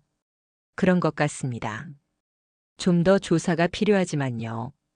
순덕은 사진을 내려놓았어요. 손이 떨렸습니다. 분노로 온몸이 부들부들 떨렸어요. 계속 조사해 주세요. 이 여자가 뭘 하는지, 이 남자와 어떤 관계인지 모든 걸 알고 싶어요. 확실한 증거를 잡아주세요. 알겠습니다. 한 달 더 시간을 주시면 완벽한 증거를 잡을 수 있을 것 같아요. 좋아요. 돈은 걱정하지 마세요. 필요한 만큼 쓰세요. 탐정이 고개를 끄덕였어요. 순덕은 카페를 나왔습니다. 걸으면서 생각했어요. 윤지혜, 너는 끝났어. 내 아들을 배신하고 내 돈을 훔쳐서 다른 남자한테 쓰다니. 이제 모든 걸 밝혀낼 거야. 순덕의 눈빛은 얼음처럼 차가웠습니다. 복수의 칼날이 서서히 나를 세우고 있었어요. 진실의 폭로. 2024년 5월 말이었습니다. 한 달이 더 지났어요. 박순덕은 그동안 조용히 지냈습니다. 아들에게 연락하지 않았고 며느리에게도 연락하지 않았어요. 그저 기다렸습니다. 탐정의 최종 조사 결과를요. 그동안 순덕은 변화하고 있었어요. 몸이 회복되고 있었습니다. 비밀 통장에서 돈을 찾아 제대로 된 식사를 했거든요. 고기도 먹고 과일도 먹고 영양제도 샀어요. 병원에도 갔습니다. 무릎 치료를 받고 허리 치료도 받았어요. 한 달 만에 몸무게가 4kg 늘었습니다. 얼굴에도 생기가 돌았어요. 머리를 미용실에서 새로 손질했습니다. 옷도 새로 샀어요. 백화점에서 괜찮은 옷 몇 벌을 샀습니다. 거울을 볼 때마다 놀랐어요. 한 달 전에 수척하고 늙은 노인이 아니었습니다. 74세 노인이지만 품이 있고 당당한 여자가 되어 있었어요. 무엇보다 눈빛이 달랐습니다. 이제는 슬픔도 절망도 없었어요. 오직 차갑고 날카로운 결심만이 그 눈동자에 빛나고 있었습니다. 5월 28일 화요일 오후 3시였어요. 순덕은 다시 강남의 그 카페에 있었습니다. 김 탐정과의 세 번째 만남이었어요. 탐정은 이번에도 두꺼운 파일을 들고 나타났습니다. 그런데 이번엔 더 두꺼웠어요. 순덕은 긴장했습니다. 심장이 빠르게 뛰었어요. 어르신, 완전한 증거를 확보했습니다. 탐정이 파일을 열었어요. 안에는 사진, 녹음 파일, 은행 거래 내역, 문자 메시지 캡처가 가득했습니다. 먼저 외도 증거입니다. 탐정이 사진들을 펼쳤어요. 지혜와 강태준이 호텔에 들어가는 사진들. 여러 날짜, 여러 장소였습니다. 카페에서 손을 잡고 있는 사진. 레스토랑에서 입을 맞추는 사진. 차 안에서 포옹하는 사진. 결정적인 증거들이었습니다. 한 달 동안 총 12번 만났어요. 그중 8번은 호텔에 함께 갔고요. 순덕은 사진을 하나하나 바라봤어요. 가슴이 답답했습니다. 분노가 치밀어 올랐지만 겉으로는 침착함을 유지했어요. 주먹을 꽉 쥐고 이를 악물었습니다. 다음은 금전 거래 내역입니다. 탐정이 서류를 꺼냈어요. 며느리분이 강태준에게 보낸 돈은 총 2억 5천만 원입니다. 처음 조사 때는 2억이었는데 이번 달에 5천만 원을 더 보냈더군요. 2억 5천. 순덕의 목소리가 떨렸어요. 입술을 깨물었습니다. 이 돈은 강태준의 사업 자금으로 쓰였어요. 강태준은 IT 관련 스타트업을 운영하는데 실적이 좋지 않아요. 사실상 며느리분의 돈으로 겨우 유지하고 있는 거죠. 그럼 내 돈이, 내 어르신께 받은 4억 중 절반 이상이 강태준에게 간 겁니다. 순덕의 손이 떨렸어요. 테이블 위에 놓인 손이 부들부들 떨렸습니다. 탐정이 조심스럽게 순덕의 손을 잡았어요. 어르신 괜찮으세요? 순덕은 고개를 끄덕였습니다. 심호흡을 했어요. 분노를 가라앉혔습니다. 계속하세요. 탐정이 다른 서류를 꺼냈습니다. 그리고 이혼 준비 증거입니다. 며느리분이 이혼 전문 변호사를 3번 더 만났어요. 재산 분할 계획을 세우고 있더군요. 탐정이 문서를 보여줬어요. 이혼 상담 기록, 재산 목록, 분할 계획서. 며느리분은 아드님의 재산을 최대한 많이 가져가려고 계획 중입니다. 그리고 이혼 후에는 강태준과 재혼할 생각인 것 같아요. 순덕은 입술을 깨물었어요. 피가 날 것 같았습니다. 제 아들은, 민수는 이걸 모르고 있는 건가요? 전혀 모르는 것 같아요. 며느리분이 아주 교묘하게 숨기고 있거든요. 아드님은 아직도 사업에만 몰두하고 계세요. 탐정이 또 다른 파일을 꺼냈습니다. 그리고 이건 며느리분과 강태준의 통화 녹음입니다. 공공장소에서 녹음한 거라 합법이에요. 탐정이 휴대전화를 꺼내 재생 버튼을 눌렀습니다. 지혜의 목소리가 흘러나왔어요. 오빠, 이번 달에 5천 더 보낼게. 그걸로 버텨봐. 남자의 목소리가 대답했습니다. 고마워, 지혜야. 너 덕분에 회사가 돌아가고 있어. 당연하지. 우리 결혼하면 다 우리 거잖아. 시어머니 돈 받은 거 들키진 않았어? 걱정 마. 그 늙은이는 아무것도 몰라. 요양원 보내면 끝이야. 민수는? 걱정 없어. 이혼 서류 준비 중이야. 재산 분할 받고 나면 바로 오빠한테 갈게. 녹음이 끝났습니다. 순덕은 주먹을 꽉 쥐었어요. 손톱이 손바닥을 파고들었습니다. 정말로 피가 났어요. 하지만 신경 쓰지 않았습니다. 그 늙은이라. 순덕의 목소리가 떨렸습니다. 분노와 배신감이 뒤섞여 있었어요. 탐정이 조심스럽게 말했어요. 어르신 힘드시죠? 하지만 이제 완벽한 증거가 있어요. 이걸로 며느리분을 고소할 수 있고 아드님께 진실을 알릴 수 있어요. 순덕은 천천히 고개를 끄덕였어요. 눈을 감았습니다. 심호흡을 했어요. 감정을 가라앉혔습니다. 눈을 떴을 때 순덕의 눈빛은 차갑게 변해 있었습니다. 고맙습니다.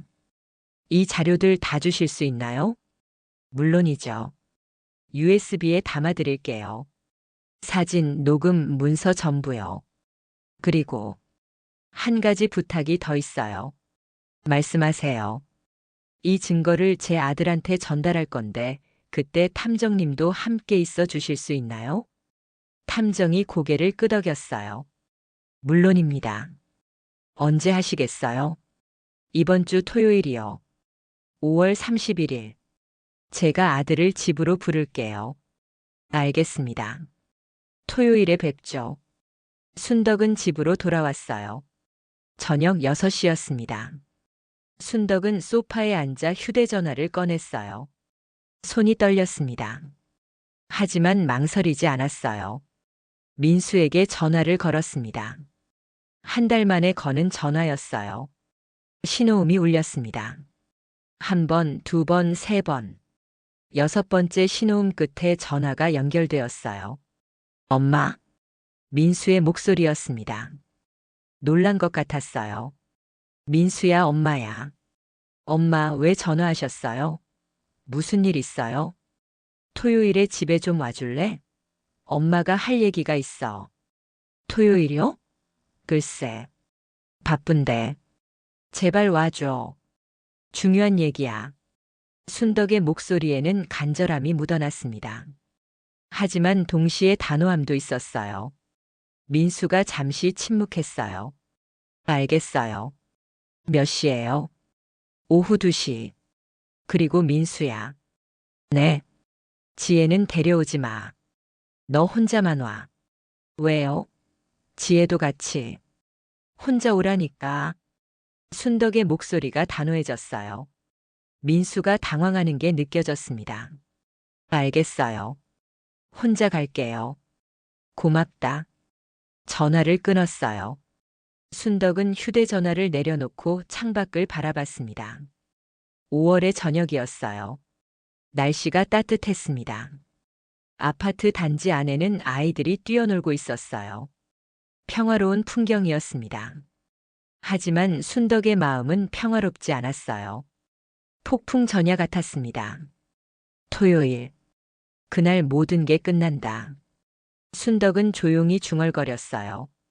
5월 31일 토요일이 밝았습니다. 순덕은 아침부터 집을 정리했어요. 청소를 하고 환기를 시켰습니다. 거실 탁자를 깨끗이 닦았어요. 그리고 그 위에 서류들을 가지런히 놓았습니다. 탐정이 준 USB 사진들, 녹음 파일 목록, 은행 거래 내역. 모든 증거가 거기 있었어요. 정오가 되었을 때 이준호 변호사에게 전화를 걸었어요. 이 변호사님, 오늘 오후에 제 아들에게 진실을 알릴 거예요. 혹시 법적인 문제가 생기면 바로 연락드려도 될까요? 물론이죠. 언제든지 연락 주세요. 대기하고 있겠습니다. 고맙습니다. 오후 1시 30분 김 탐정이 도착했어요. 초인종이 울렸고 순덕은 문을 열어줬습니다. 탐정은 검은색 정장을 입고 있었어요. 서류 가방을 들고 있었습니다. 어르신 준비되셨어요? 네, 준비됐어요. 탐정은 거실로 들어와 소파에 앉았어요. 순덕도 옆에 앉았습니다. 두 사람은 말없이 기다렸어요. 시계 바늘이 천천히 움직였습니다. 1시 40분, 1시 50분, 1시 55분. 오후 2시 정각 초인종이 울렸어요. 순덕의 심장이 빠르게 뛰었습니다. 손에 땀이 났어요. 하지만 침착함을 유지했습니다. 천천히 일어나 문을 열었어요. 민수가 서 있었습니다. 아들은 캐주얼한 옷을 입고 있었어요. 주말 복장이었습니다. 표정은 어색했고 눈빛은 불안해 보였어요. 엄마 왔어요. 어서 와. 들어와. 민수가 집 안으로 들어왔습니다. 그리고 거실에 앉아 있는 탐정을 보고 놀랐어요. 저분은 누구세요? 내가 부른 사람이야. 앉아. 순덕이 민수를 소파에 앉혔어요. 민수는 탐정을 경계하는 눈빛으로 바라봤습니다.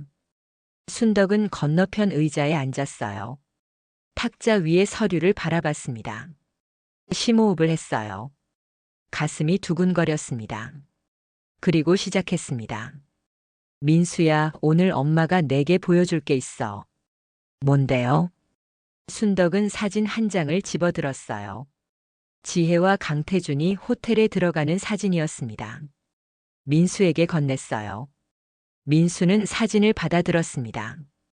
그리고 얼어붙었어요. 얼굴이 하얗게 질렸습니다.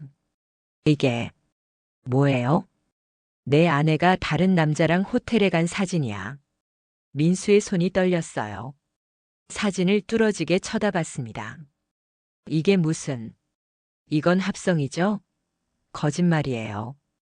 거짓말이 아니야. 순덕은 다른 사진들을 꺼냈어요. 레스토랑에서 손을 잡는 사진, 차 안에서 키스하는 사진, 여러 날짜의 호텔 출입 사진. 모두 선명했습니다. 민수는 사진들을 하나하나 보며 숨이 막혔어요. 손이 바들바들 떨렸습니다. 얼굴은 점점 창백해졌어요. 이건 내 아내 윤지혜는 강태준이라는 남자와 1년 넘게 불륜 관계를 유지해왔어. 한 달에 10번 이상 만났고 호텔에도 자주 갔지. 순덕의 목소리는 차갑고 단호했습니다. 민수는 고개를 들지 못했어요. 사진을 움켜쥐고 몸을 떨었습니다. 그리고 이것도 봐. 순덕은 은행 거래 내역을 꺼냈어요. 내 아내가 그 남자한테 보낸 돈이야. 총 2억 5천만 원. 엄마한테 받은 4억 중에서 절반 이상을 그 남자한테 보낸 거야. 뭐라고요? 민수가 고개를 들었어요. 눈은 충혈되어 있었습니다. 거짓말이죠? 지혜가 그럴 리 없어요. 거짓말이 아니야. 여기 증거가 다 있어. 순덕은 모든 서류를 민수 앞에 펼쳤어요. 은행 거래 내역, 통화 녹음 파일 목록, 호텔 출입 기록, 이혼 상담 기록. 모든 것이 명백했습니다. 민수는 서류들을 보며 무너져 내렸어요. 어깨가 축 처졌습니다. 손이 떨렸어요. 숨이 가빠졌습니다. 왜 지혜가 더 있어? 순덕은 녹음 파일을 재생했어요. 지혜의 목소리가 흘러나왔습니다. 걱정 마. 그 늙은이는 아무것도 몰라. 요양원 보내면 끝이야. 녹음이 끝났어요. 민수는 그 자리에 얼어붙어 있었습니다. 입을 벌린 채 말을 잇지 못했어요. 눈에서 눈물이 흘러내렸습니다. 그 늙은이는 바로 나야, 민수야. 내 엄마. 내 아내는 나를 그렇게 불렀어. 순덕의 목소리가 떨렸어요. 하지만 울지 않았습니다. 이미 눈물은 다 말라버렸거든요. 민수는 고개를 떨구고 울기 시작했어요. 소리내어 울었습니다. 엄마 미안해요. 나는 몰랐어요. 정말 몰랐어요. 내가 몰랐던 게 아니야. 내가 보지 않으려 했던 거지. 순덕의 말은 날카로웠어요. 엄마가 아프다고 할 때, 엄마가 도와달라고 할 때 넌 외면했어. 내 아내 편만 들었지. 나는 내 엄마인데도. 엄마. 40년이야, 민수야. 엄마가 너를 위해 산 시간이. 새벽 4시에 일어나서 시장 바닥을 걸었어. 손에 화상을 입으면서도 일했어. 무릎이 아파도 참았어. 다 너를 위해서였어. 순덕의 목소리가 점점 커졌어요. 감정이 북받쳤습니다. 그런데 넌 뭘 했어? 엄마 돈 4억을 가져가고 엄마를 요양원에 보내려고 했잖아. 내 아내가 다른 남자랑 놀아나는 동안 넌 아무것도 몰랐어. 민수는 바닥에 무릎을 꿇었어요. 울면서 말했습니다. 엄마 죄송해요. 정말 죄송해요. 제가 잘못했어요. 제가 너무 잘못했어요. 이제 와서 사과한다고 되는 게 아니야. 순덕은 일어났어요. 민수를 내려다봤습니다. 눈빛은 차갑고 단호했어요. 민수야, 엄마는 이제 너를 용서할 수 없어. 내가 한 일은 너무 커. 내 아내가 한 일도 너무 커. 엄마 제발. 한 번만. 안 돼. 순덕은 단호하게 말했어요. 엄마는 이제 법적 조치를 취할 거야. 내 아내를 고소할 거고 너한테도 돈을 돌려받을 거야. 그리고 순덕은 잠시 멈췄어요. 그리고 차갑게 말했습니다. 너는 이제 내 아들이 아니야. 민수가 고개를 들었어요. 눈물로 범벅이 된 얼굴로 어머니를 바라봤습니다. 엄마, 그렇게 말씀하지 마세요. 제발. 엄마, 나가. 당장. 순덕은 문을 가리켰어요. 손이 떨렸습니다. 민수는 비틀거리며 일어났습니다. 어머니를 보며 입술을 떨었지만 더 이상 말하지 못했어요. 고개를 떨구고 문 쪽으로 걸어갔습니다. 문 앞에서 민수가 돌아봤어요. 엄마, 나중에 다시 올게요. 꼭 용서받을게요. 오지 마. 순덕의 목소리는 차가웠습니다. 민수는 더 이상 말하지 못하고 문을 열었어요. 그리고 나갔습니다. 쾅. 문이 닫혔어요. 거실에 정적이 흘렀습니다. 순덕은 그 자리에 서 있었어요. 온몸에 힘이 빠져나가는 것 같았습니다. 무릎이 꺾였어요. 소파에 주저앉았습니다. 탐정이 다가와 물을 가져다 줬어요. 어르신 괜찮으세요? 순덕은 고개를 끄덕였어요. 물을 마셨습니다. 손이 떨렸어요. 괜찮아요. 이제 시작일 뿐이에요. 탐정이 조심스럽게 물었어요. 다음 단계는 뭐예요? 며느리를 고소할 거예요. 사기죄, 횡령죄로요. 그리고 제 아들한테 돈을 돌려받을 거예요. 순덕의 목소리는 단호했습니다. 이 변호사님께 바로 연락하시겠어요? 네. 순덕은 휴대전화를 꺼냈어요. 변호사에게 전화를 걸었습니다. 이 변호사님 저예요. 아들한테 모든 걸 알렸어요. 이제 본격적으로 시작할게요. 알겠습니다. 월요일 오전에 사무실로 오세요. 고소장을 준비하겠습니다. 전화를 끊었어요. 순덕은 창밖을 바라봤습니다. 해가 지고 있었어요. 저녁 노을이 하늘을 붉게 물들이고 있었습니다. 아름다운 풍경이었지만 순덕의 마음은 여전히 차갑게 얼어붙어 있었어요. 윤지혜, 이제 내 차례야. 순덕이 조용히 중얼거렸습니다. 복수는 이제 절반을 넘어섰어요. 6부 복수의 완성과 새로운 시작. 2024년 6월 초였습니다. 이준호 변호사는 고소장을 작성했어요. 윤지혜에 대한 사기죄와 횡령죄로요.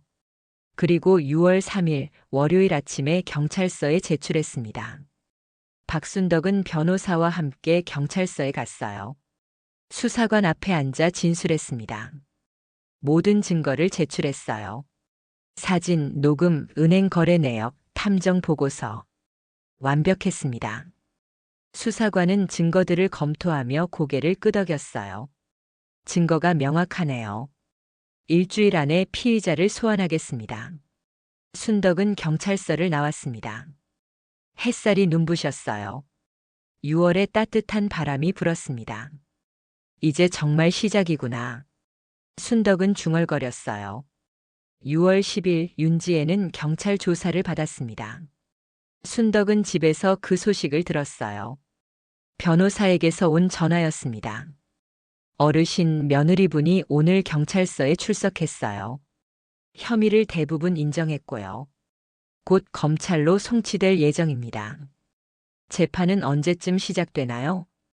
빠르면 2달 후쯤이요. 8월 중순쯤 될 것 같습니다. 알겠어요. 고맙습니다. 전화를 끊은 후 순덕은 창밖을 바라봤어요. 아파트 단지 안의 나무들이 푸르렀습니다.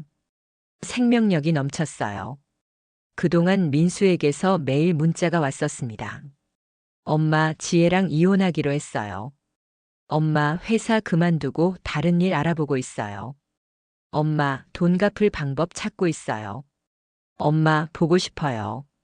순덕은 하나하나 읽었지만 답장하지 않았어요. 그저 읽고 지웠습니다. 2달이 흘렀습니다. 2024년 8월 20일 재판날이었어요. 서울중앙지방법원. 순덕은 법정 앞 복도에 서 있었습니다. 옆에는 이준호 변호사가 서 있었어요. 순덕은 검은색 정장을 입고 있었습니다. 새로 산 옷이었어요. 머리는 단정하게 넘겨 올렸고 화장도 연하게 했습니다. 74세 노인이지만 당당하고 품이 있어 보였어요.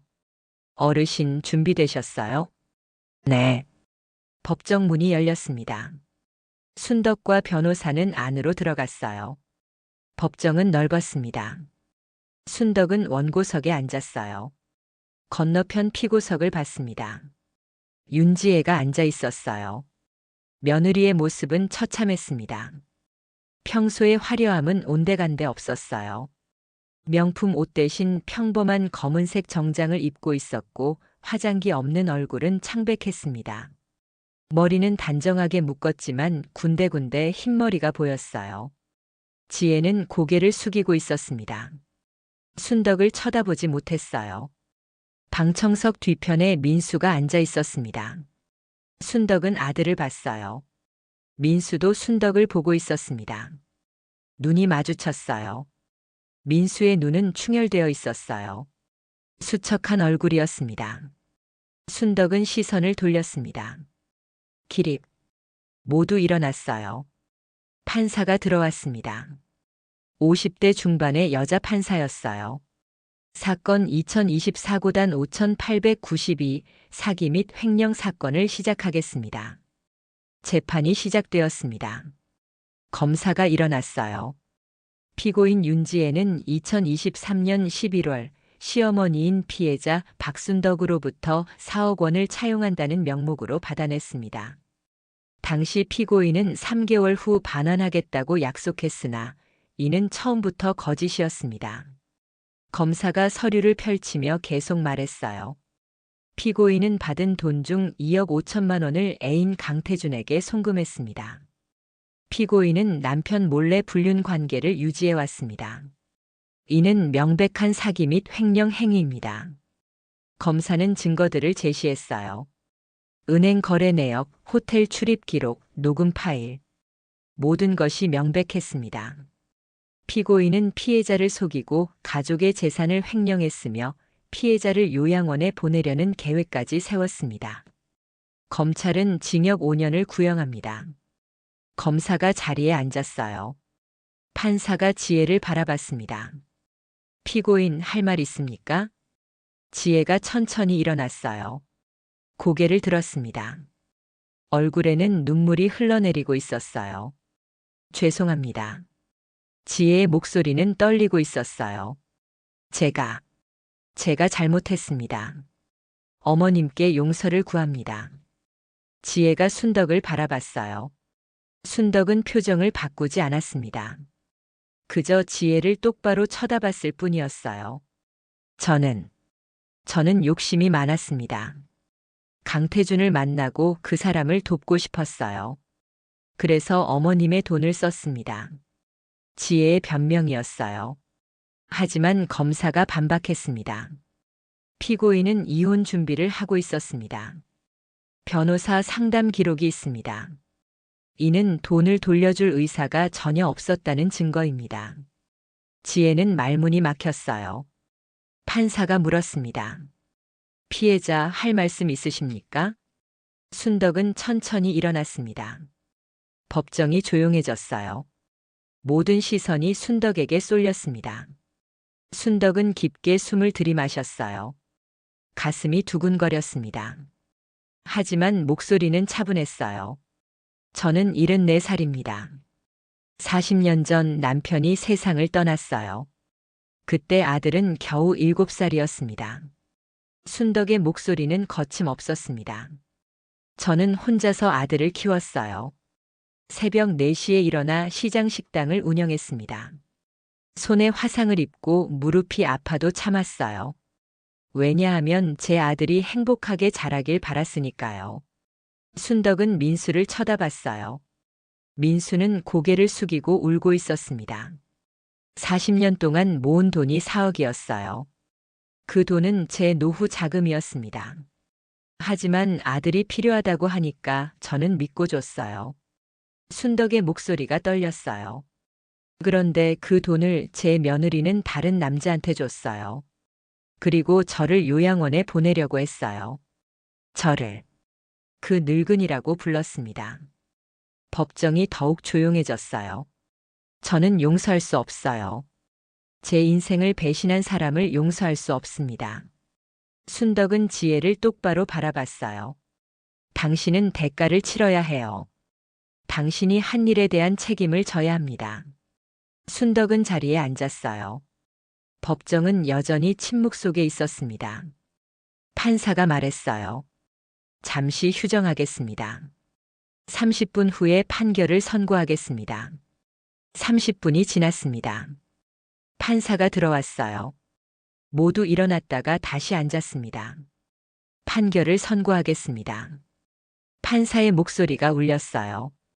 피고인 윤지혜는 사기죄와 횡령죄로 유죄를 인정합니다. 피고인은 피해자를 속이고 재산을 빼앗았으며 이는 매우 악질적인 범죄입니다. 지혜는 고개를 떨구고 있었어요. 다만 피고인이 범행을 인정하고 반성하는 점, 초범인 점을 고려하여 징역 3년을 선고합니다. 또한 피고인은 피해자에게 4억 원을 배상하라. 쾅! 판사가 망치를 내리쳤어요. 판결이 내려졌습니다. 지혜는 그 자리에 주저앉았어요. 울음을 터뜨렸습니다. 안 돼. 안 돼요. 법정 직원들이 지혜를 데려갔어요. 지혜는 울면서 끌려갔습니다. 방청석의 민수가 벌떡 일어났어요. 지혜야. 하지만 지혜는 돌아보지 않았어요. 그렇게 사라졌습니다. 민수는 주저앉았어요. 두 손으로 얼굴을 가리고 울었습니다. 순덕은 아들을 봤어요. 가슴이 찢어지는 것 같았습니다. 하지만 다가가지 않았어요. 그저 자리에서 일어나 법정을 나왔습니다. 2년 후 마이너스 2026년 9월. 2년이 흘렀습니다. 박순덕은 76세가 되었어요. 하지만 2년 전보다 훨씬 건강해 보였습니다. 순덕은 더 이상 서울에 살지 않았어요. 경기도 가평의 작은 마을로 이사했습니다. 비밀 통장의 돈으로 마당이 있는 단층 집을 샀어요. 집 앞에는 작은 카페를 열었습니다. 순덕이네 작은 쉼터라는 이름이었어요. 마을 주민들과 등산객들이 가끔 들렀습니다. 커피를 마시고 수제빵을 먹고 순덕과 이야기를 나눴어요. 순덕은 행복했습니다. 복수를 마친 후 느꼈던 공허함은 조금씩 채워지고 있었어요. 새로운 사람들과의 만남, 카페 운영의 소소한 기쁨, 자연 속의 평화로운 일상. 하지만 완전히 채워지지는 않았어요. 여전히 가슴 한구석에는 빈자리가 있었습니다. 아들의 자리였어요. 2년 동안 민수는 매주 문자를 보냈습니다. 엄마, 오늘도 잘 지내세요. 엄마, 이번 달에도 돈 보냈어요. 엄마, 보고 싶어요. 민수는 약속을 지켰어요. 2년 동안 열심히 일해서 4억 중 2억을 갚았습니다. 매달 변호사 사무실을 통해 송금했어요. 순덕은 그 돈을 받았지만 민수에게 답장하지 않았습니다. 2026년 9월 15일 토요일 오후였어요. 순덕은 카페에서 창밖을 바라보고 있었습니다. 가을이 오고 있었어요. 나뭇잎이 조금씩 물들기 시작했습니다. 문이 열렸어요. 어서 오세요. 순덕이 인사했습니다. 고개를 들었어요. 민수가 서 있었습니다. 2년 만에 보는 아들이었어요. 민수는 많이 변해 있었습니다. 머리에는 흰머리가 많이 섞여 있었고 얼굴에는 주름이 깊게 패여 있었어요. 47세였지만 50대처럼 보였습니다. 하지만 눈빛은 달라져 있었어요. 2년 전에 방황하던 눈빛이 아니었습니다. 이제는 무언가를 깨달은 듯한 단단해진 눈빛이었어요. 엄마. 민수가 조용히 말했어요. 순덕은 대답하지 않았습니다. 그저 아들을 바라봤을 뿐이었어요. 앉아도 될까요? 순덕은 고개를 끄덕였어요. 민수는 카페 구석 자리에 앉았습니다. 순덕은 물 한 잔을 가져다 줬어요. 여기가 엄마 카페구나. 찾느라 힘들었어요. 민수가 주위를 둘러보며 말했어요. 순덕은 대답하지 않고 자리에 앉았습니다. 침묵이 흘렀어요. 민수가 먼저 입을 열었습니다. 엄마, 2년 동안 많이 생각했어요. 제가 뭘 잘못했는지. 순덕은 조용히 듣고 있었어요. 지혜는 1년 전에 출소했어요. 그리고 이혼했습니다. 서로 다시는 만나지 않기로 했어요. 민수는 물을 한 모금 마셨어요. 저는 회사를 그만두고 작은 가게를 차렸어요. 편의점이에요. 하루 종일 일하면서 돈을 모았습니다. 엄마한테 갚기 위해서요. 민수의 목소리가 떨렸어요. 매일매일 후회했어요. 왜 엄마를 믿지 않았는지. 왜 엄마가 아프다고 할 때 병원에 같이 가지 않았는지. 민수는 고개를 숙이고 울었어요. 순덕의 눈시울도 뜨거워졌어요. 하지만 참았습니다. 엄마 용서해달라고 하지 않을게요. 제가 한 일은 용서받을 수 없다는 걸 알아요. 그냥 엄마가 건강하게 오래 사셨으면 좋겠어요. 민수는 가방에서 봉투를 꺼냈어요. 여기 500만 원 있어요. 이번 달 갚는 돈이에요. 앞으로도 계속 갚을게요. 순덕은 봉투를 바라봤어요. 그리고 민수를 봤습니다. 오랜 침묵이 흘렀어요. 그리고 순덕이 입을 열었습니다. 커피 마실래? 민수가 놀라서 어머니를 봤어요. 네. 커피. 마실 거냐고. 아. 네. 마실게요. 순덕은 일어나 커피를 내리기 시작했어요. 부드러운 향이 카페에 퍼졌습니다. 커피를 민수 앞에 놓았어요. 고맙습니다, 엄마. 민수는 커피를 마셨어요. 눈을 감았습니다. 맛있었어요. 순덕도 자리에 앉아 차를 마셨어요. 두 사람은 말없이 앉아 있었습니다. 하지만 침묵은 더 이상 무겁지 않았어요. 한참 후 순덕이 말했어요. 다음 주 토요일에 또 와. 민수의 눈이 커졌어요. 정말요? 응. 와. 민수의 얼굴에 미소가 번졌어요.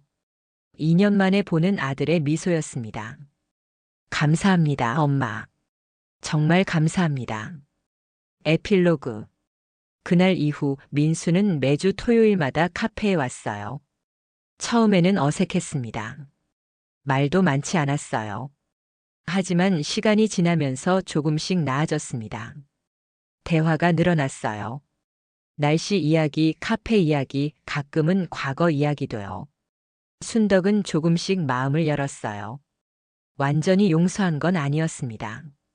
여전히 상처는 남아 있었어요. 하지만 견딜만 했습니다. 어느 날 민수가 물었어요. 엄마, 저를 언젠가 용서해 주실 수 있을까요? 순덕은 잠시 생각했어요. 그리고 대답했습니다. 모르겠다. 하지만 지금 이렇게 함께 커피 마시는 것도 나쁘지 않아. 민수는 웃었어요. 순덕도 미소 지었습니다. 완벽한 해피엔딩은 아니었어요. 하지만 현실적인 결말이었습니다. 어떤 상처는 완전히 낫지 않아요. 어떤 배신은 완전히 용서되지 않습니다. 하지만 시간이 지나면 견딜만해져요. 살아갈 만해집니다. 박순덕은 그걸 배웠어요.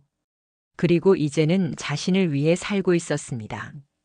카페를 운영하고 마을 사람들과 어울리고 가끔 아들을 만나고 자신의 행복을 찾아가고 있었어요. 40년의 희생 끝에 순덕은 마침내 자신의 인생을 되찾았습니다. 그게 이 이야기의 진짜 의미였어요.